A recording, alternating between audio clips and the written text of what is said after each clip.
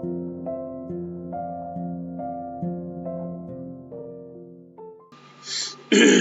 morning, बच्चों. Welcome to Kautilya Academy, and this is chapter 1, second video, Matter in Our Surroundings, 9th NCERT. And myself, Srinivas Nanaskar. मुझे लगता है आप सब लोग ठीक हो और कोशिश करो अपना हेल्थ को ध्यान रखें, ठीक है. अब शुरू करते हैं वीडियो हमारा.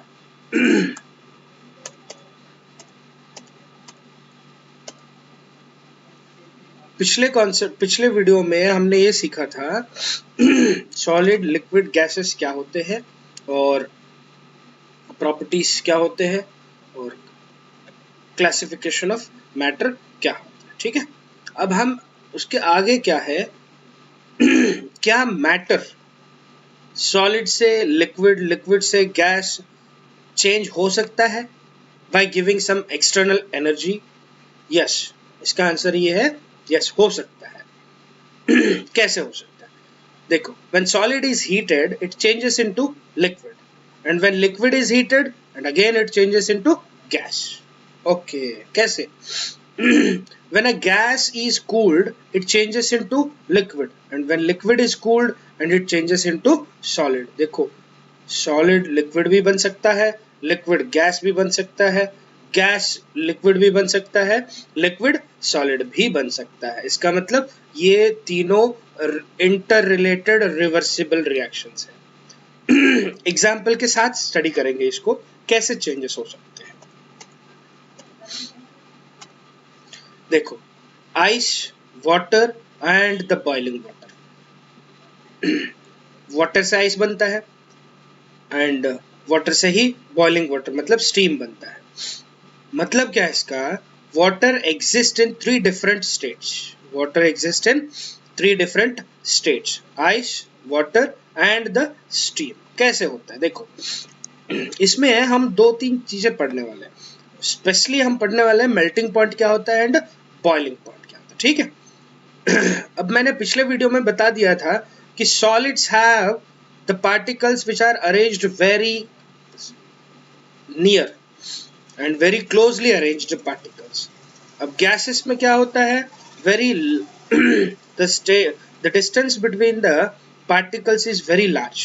Liquid में intermediate stage में होता है इन दोनों के बीच में distance. अब मैंने ये भी बता दिया है कि the distance between the particles of matter decides the characteristic property and the state of matter. ठीक है, कैसे होता है? अब ये जो सॉलिड पार्टिकल्स में, सॉलिड मैटर में जो पार्टिकल्स है वो बहुत ही क्लोजली अरेंज्ड है. इसका मतलब क्या है? इन दोनों के बीच में फोर्स ऑफ अट्रैक्शन ज्यादा है और इधर थोड़ा डिस्टेंस ज्यादा है.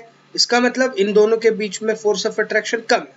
इधर तो बहुत ही कम है फोर्स ऑफ अट्रैक्शन क्योंकि पार्टिकल्स बहुत दूर दूर है, ठीक है. अब force of attraction matters a lot.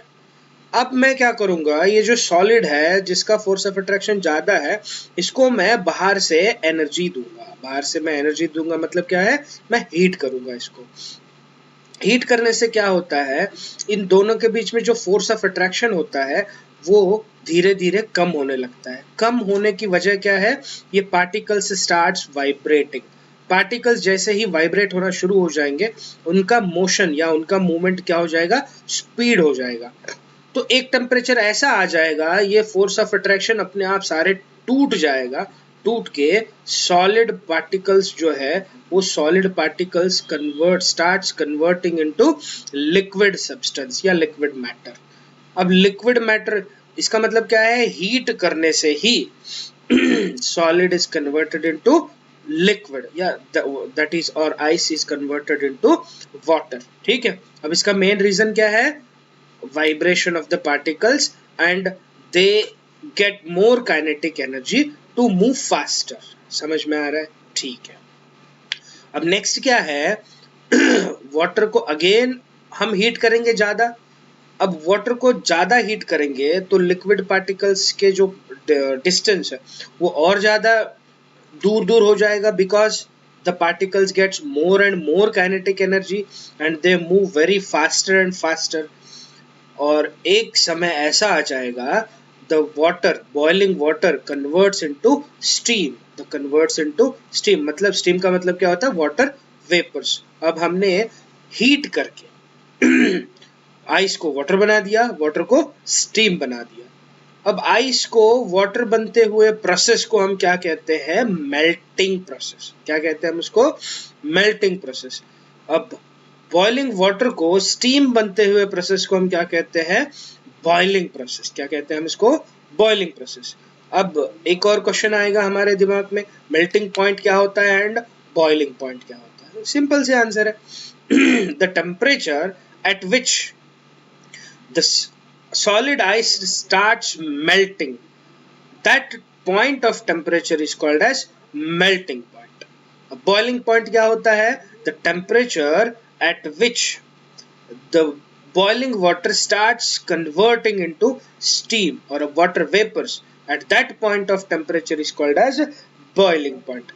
तो आपको I hope you got everything clear. Okay, अब आगे देखते हैं क्या है melting.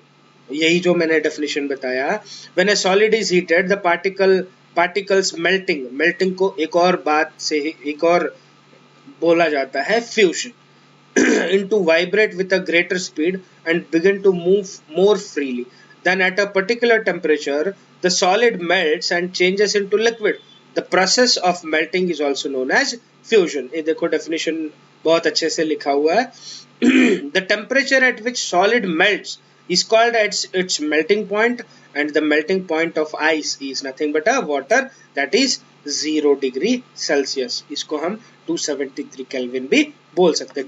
0 degree Celsius is equal to कितना होता है, 273 केल्विन होता है। ठीक है, अब एक और डेफिनेशन है इधर, latent heat of fusion, the amount of heat energy required to change 1 kg of solid into liquid at a atmospheric pressure is called as latent heat of fusion. ये क्या होता है, 1 kg आइस ले लो और उसको heat करना शुरू करो, और 1 kg पूरा आइस लिक्विड बनने में कितना टेम्परेचर चाहिए, कितना हीट चाहिए, उस हीट को हम क्या कहते हैं, लेटेंट हीट ऑफ फ्यूजन। ठीक है, फ्यूजन का मतलब मेल्टिंग होता है, and latent heat of fusion क्या होता है, पता चल गया आप लोगों को। अब नेक्स्ट टॉपिक क्या है, बॉइलिंग।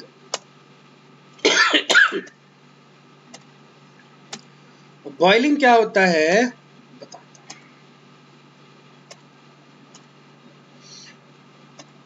ये भी एक बहुत ही सिंपल सा प्रोसेस है। When a liquid is heated, its particles begin to move even faster. Then at a particular temperature, the liquid begins to boil and changes into gas or water vapors. The boiling is a bulk phenomenon. When a liquid boils, the bulk of a liquid changes into vapor. Bulk phenomenon का मतलब क्या होता है, इकट्ठे बहुत सारे water particles क्या हो जाते हैं, गैस बन जाते हैं। इसी को हम बोलते हैं बल्क फिनोमेनन। अब डेफिनेशन क्या है, the temperature at which liquid starts boiling is called as its boiling point. The boiling point of water is 100 degree Celsius, या हम इसको ये बोल सकते हैं 373 केल्विन। अब 273 का मतलब क्या होता है, 0 डिग्री सेल्सियस, उसमें 100 ऐड कर दो, ये बन जाएगा अपना 373 केल्विन। अब जैसे लेटेंट हीट ऑफ फ्यूजन का डेफिनेशन देखा था, वैसे ही लेटेंट हीट ऑफ वेपराइजेशन का भी डेफिनेशन है।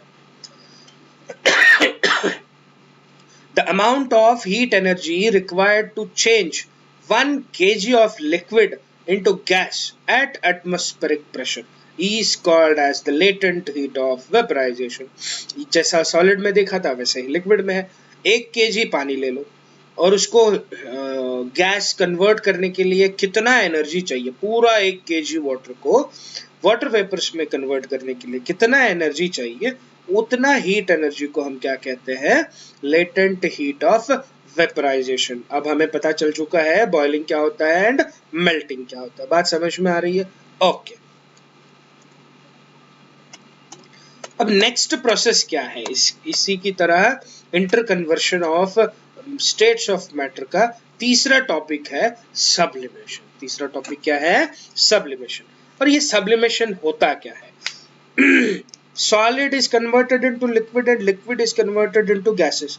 ये एक प्रोसेस है, सॉलिड से लिक्विड बनता है, लिक्विड से गैस बनता है।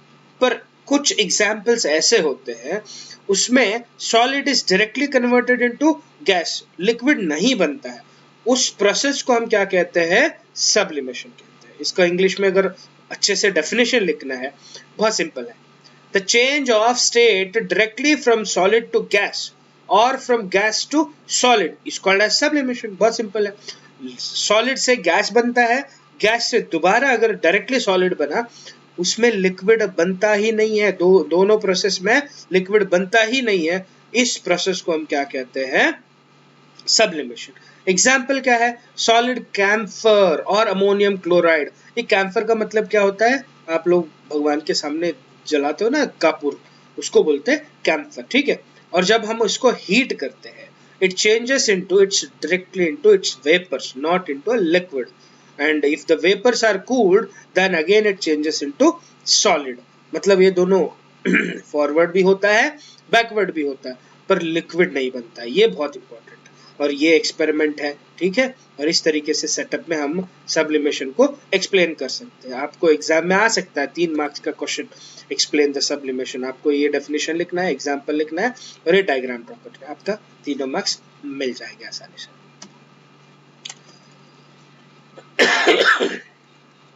अब नेक्स्ट टॉपिक क्या है? Effect of pressure on gases. बहुत ही सिंपल है ये भी। When a pressure is applied on gas, the particles come closer and the gas changes into liquid. जब मैं गैसियस स्टेट्स के प्रॉपर्टीज डिस्कस कर रहा था पिछले वीडियो में, मैंने ये बोल दिया था कि जो गैसियस पार्टिकल्स होते हैं या गैसियस सब्सटेंसेस होते हैं, they are more compressible than the liquid and solid. ये मोर कॉम्प्रेसिबल क्यों होते हैं? इन पार्टिकल्स के बीच में डिस्टेंस ज्यादा होता है, तो जितना आप कंप्रेस करोगे उतना नजदीक नजदीक जाएगा। और एक टाइम ऐसा आ जाएगा कि ये gases is converted into liquid by applying external pressure, ठीक है। ये देखो गैसेस है, पार्टिकल्स दूर दूर है, इसको मैं कंप्रेस कर रहा हूँ with the help of piston. अब ये बन गया लिक्विड, ठीक है। इसका सबसे बेस्ट एग्जांपल क्या होता है ना, जो अपने घर में सिलेंडर यूज करते हैं, इसको बोलते हैं एलपीजी गैस और LPG cylinder, liquid petroleum gas बोला जाता है इसको। सिलेंडर में जितना भी गैस प्रेजेंट है वो क्या होता है? लिक्विड स्टेट में होता है। और जैसे ही हम इसका नोजल ओपन कर देंगे, ये क्या हो जाता है? गैस बन जाता है, ठीक है ना। तो 15 kg of gas is condensed in a small cylinder so that we can save the space, ठीक है। और इसको बोलते इस प्रोसेस को, मतलब इसमें हम ये सीख सकते हैं, प्रेशर अप्लाई करने से गैस लिक्विड बन सकता है। और उसका बेस्ट एग्जांपल है एलपीजी, लिक्विड पेट्रोलियम गैस। एक और एग्जांपल है सीएनजी। सीएनजी का मतलब क्या होता है? कॉम्प्रेस्ड नेचुरल गैस, ठीक है। अच्छा, नेक्स्ट टॉपिक।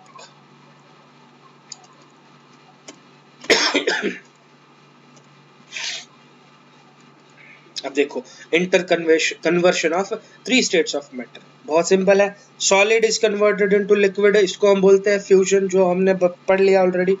अगर हम लिक्विड को सॉलिड कर देंगे, ये सॉलिडिफिकेशन का, इसको प्रोसेस को हम क्या बोलते हैं? सॉलिडिफिकेशन। एग्जांपल, रेफ्रिजरेटर में हम पानी रखेंगे तो वो क्या बन जाएगा? आइस बन जाएगा। सिंपल है। अब liquid is converted into gas, इसको भी हम क्या बोलते हैं? वेपराइजेशन। क्या बोलते हैं हम इसको? वेपराइजेशन। अगर हम गैस को लिक्विड बना देंगे तो उस प्रोसेस को हम क्या बोलते हैं? कंडेंसेशन। उस प्रोसेस को हम क्या बोलते हैं? कंडेंसेशन। अब ये तो मैंने बता दिया है, solid is converted into gas and gas is converted into solid is nothing but a sublimation. इसका मतलब क्या है? Solid, liquid, gas, all these 3 states of matter are interconvertible. क्या है ये? Interconvertible. Hope you got the change of state of matter topic के सारे concepts आपके clear हो गए, ठीक है।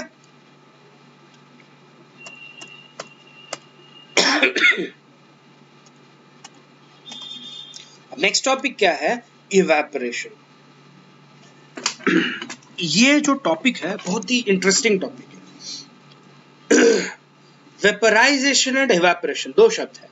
वेपराइजेशन, आप हीट सप्लाई कर रहे हो, हीट सप्लाई करने से लिक्विड क्या बन रहा है, वाटर वेपर बन रहा है, इस प्रोसेस को हम क्या बोलते हैं, vaporisation. But evaporation is something different. Evaporation क्या होता है, the change of liquid into vapour at any temperature below its boiling point is called as evaporation. अब पानी को वेपर बनाना है, 100 डिग्री सेल्सियस टेम्परेचर देना पड़ेगा। बिना 100 डिग्री सेल्सियस टेम्परेचर दिए क्या पानी गैस बन सकता है? यस, बन सकता है, पर उस प्रोसेस को हम क्या बोलेंगे, इवेपोरेशन। और evaporation is a surface phenomenon and particles from the surface gain enough energy to overcome the forces of attraction and changes into vapour state. बहुत ही इंपॉर्टेंट फिनोमिनन है।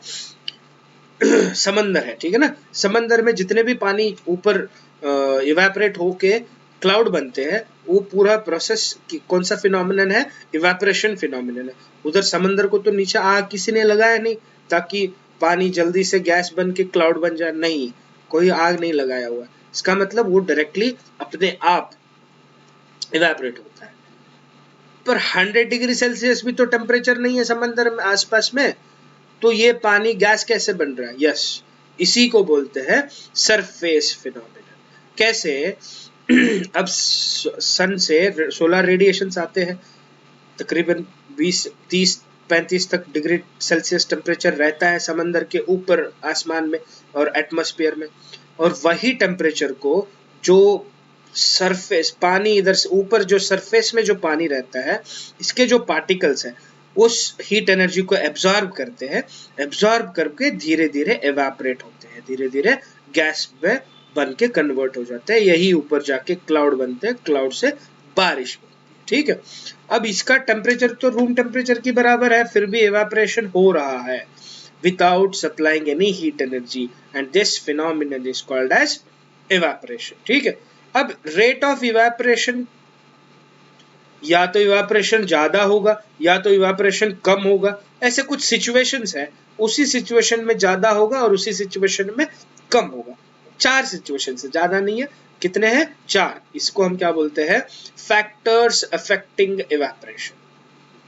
The rate of evaporation depends upon the surface area, temperature, humidity and the wind speed. ये 4 concepts है। Surface area, temperature, humidity and the wind speed, ठीक है। पहला क्या, increase in the surface area increases the rate of evaporation. अब surface area ज्यादा है, evaporation क्या होगा, ज्यादा होगा। सरफेस एरिया कम है, इवेपोरेशन क्या होगा, कम होगा। अब नेक्स्ट क्या है, increase in temperature increases the rate of evaporation. अब टेम्परेचर ज्यादा होगा, इवेपोरेशन ज्यादा होगा, टेम्परेचर कम होगा, इवेपोरेशन भी कम होगा। अब increase in humidity decreases rate of evaporation, ये थोड़ा डिफरेंट है। ह्यूमिडिटी ज्यादा होगा, ह्यूमिडिटी का मतलब क्या होता है, एटमॉस्फेयर में प्रेजेंस ऑफ वाटर पार्टिकल्स। अब वाटर पार्टिकल्स ऑलरेडी एटमॉस्फेयर में ज्यादा है, तो ये जो पानी है गैसेस दोबारा गैस बन के गैसियस वाटर पार्टिकल्स को नहीं बना सकता है। तो हायर कॉन्सेंट्रेशन ऑलरेडी ज्यादा है, तो lower concentration to higher concentration कभी पार्टिकल्स मूवमेंट नहीं होते, always the particles moves from higher concentration to lower concentration. तो इसीलिए ह्यूमिडिटी ज्यादा रहेगा तो इवेपोरेशन क्या होगा, कम रहेगा। एंड लास्टली विंड स्पीड, अगर विंड स्पीड ज्यादा होगा तो rate of evaporation also increases. If wind speed decreases, the rate of evaporation also decreases. I hope you all got the concept of factor affecting evaporation. 4 factors है, surface area, temperature, humidity and wind speed. अगर surface area, temperature and wind speed ज्यादा होंगे तो rate of evaporation ज्यादा होगा, अगर कम होगा तो rate of evaporation कम होगा। पर एक बात है, humidity थोड़ा अलग है, अगर ह्यूमिडिटी ज्यादा है रेट ऑफ इवेपोरेशन क्या होगा, डिक्रीज होगा। बहुत ही सिंपल सी कॉन्सेप्ट है, 3 मार्क्स के लिए या 5 मार्क्स के लिए क्वेश्चन पूछा जा सकता है इसके बारे में। अब देखो नेक्स्ट टॉपिक बहुत ही आसान है, इवेपोरेशन हो गया। Next, evaporation causes cooling. Evaporation क्या कॉज करता है? कूलिंग होता है।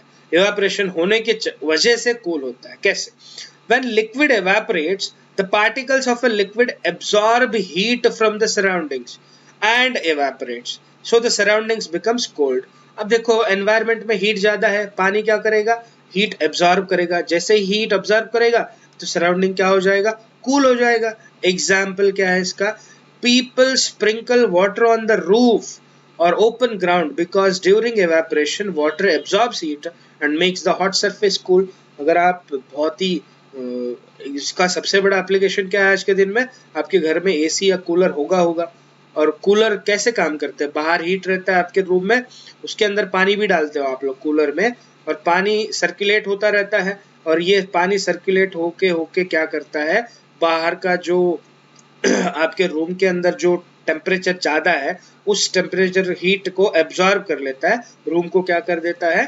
ठंडा कर देता है। बहुत ही सिंपल है। मतलब evaporation causes cooling process. And एक और है, आप समर में बहुत कॉटन क्लॉथ्स को वेयर करने के लिए सजेस्ट किया जाता है। क्यों? देखो आपके बॉडी बाहर टेम्परेचर ज्यादा है, आपके बॉडी के नॉर्मल टेम्परेचर कितना है? 37 डिग्री सेल्सियस है। अब उससे ज्यादा टेम्परेचर हो गया तो बॉडी के अंदर से स्वेटिंग बाहर निकल के आएगा, ठीक है। और जैसे ही स्वेटिंग बाहर निकल के आएगा, जो कॉटन के क्लॉथ्स होते हैं वो पानी को एब्जॉर्ब कर लेते हैं। पानी को एब्जॉर्ब करने से, हमारे ऊपर हवा चलने से हमारे बॉडी को ठंडक मिलती है। इसीलिए समर सीजन में कॉटन क्लॉथ्स पहनने के लिए सजेस्ट किया जाता है। बहुत ही सिंपल सी एप्लीकेशन है, ठीक है। अब इवेपोरेशन कॉजेस कूलिंग, ये चीजें हमें समझ में आ गया, ठीक है। तो यही चीजें हैं। और हमने आज क्या सीखा? बहुत इंपॉर्टेंट है। हमने आज कुछ चीजें बहुत ही इंपॉर्टेंट सीखा हुआ है।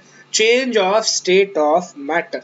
और हमने इसमें क्या क्या सीखा? मेल्टिंग पॉइंट क्या होता है, बॉइलिंग पॉइंट क्या होता है, और हमने इसमें सीखा सब्लिमेशन क्या होता है, और हमने effect of pressure on the matter ये भी सीखा। और बाद में हमने इवेपोरेशन सीखा और इवेपोरेशन कॉजेस कूलिंग। ये सारे टॉपिक्स हमने सीख लिया, ठीक है। Thank you so much for watching my video. आज के लिए इतना ही काफ़ी है, और अगले वीडियो में हम चैप्टर 2 को डिस्कस करेंगे, और चैप्टर 2 को भी इतने ही अच्छे से डिटेल में अच्छे से पढ़ेंगे, और आपको एग्ज़ाम के लिए बहुत अच्छा होगा। एंड अगर आपको ये मेरा वीडियो अच्छा लगा है, और वीडियो को लाइक करो, शेयर करो, सब्सक्राइब करो। और अगर आपको कोई भी क्वेरीज है टॉपिक के बारे में, सब्जेक्ट के बारे में, आप मुझे कमेंट सेक्शन में बता सकते हो।